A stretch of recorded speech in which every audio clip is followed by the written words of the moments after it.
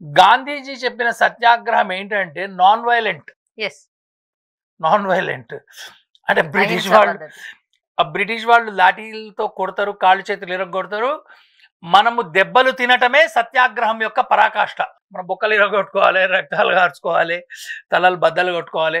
మీకు గాంధీ సినిమా చూసినట్లయితే రిచర్డ్ అటన్బరోలో అది ఎక్స్ప్లెయిన్ చేసి ఆ సీన్ కూడా చూపిస్తారు. అదైతే వాళ్ళు వచ్చి బ్రిటిష్ వాళ్ళు వచ్చి సత్యాగ్రహాలని లాఠీలతో కొడితే వీళ్ళు దెబ్బలు కట్టుకుంటే ఆ దెబ్బలు రక్తాలకి కట్లు కట్టుకోవడమే అదే సత్యాగ్రహం యొక్క పరాకాష్ట. That is the success of Satyagraha. అదే దాన్ని చాలా మంది అంగీకరించలేదు. వాడు కొడితే మనం దెబ్బలు తినవేంటి? దీనికి వ్యతిరేకంగా వాడు ఒక రాయి వేస్తే వాడి మీద ఇటుక వేయాలి అనేటువంటి సిద్ధాంతం కూడా ఉన్నది. భారతీయులు ఈ పిరికి లాఠీ దెబ్బలు తినే సిద్ధాంతం కాదు, మనస్తత్వం కూడా. అది ప్రమోట్ చేసిన వాళ్ళలో సావర్కర్ ఒకడు. ఈయన ఒక్కడే చేయలేదు, అనేక మంది ఇతరులు కూడా చేశారు. తిలక్ చేశారు, మదన్ మోహన్ మాలవ్య చేశారు, అల్లూరి సీతారామరాజు చేశాడు, వాసుదేవ్ బలవంత్ ఫడ్కే చేశాడు, భగత్ సింగ్ చేశాడు, చంద్రశేఖర్ ఆజాద్ చేశాడు, ఇట్లా అనేక మంది చేశారు.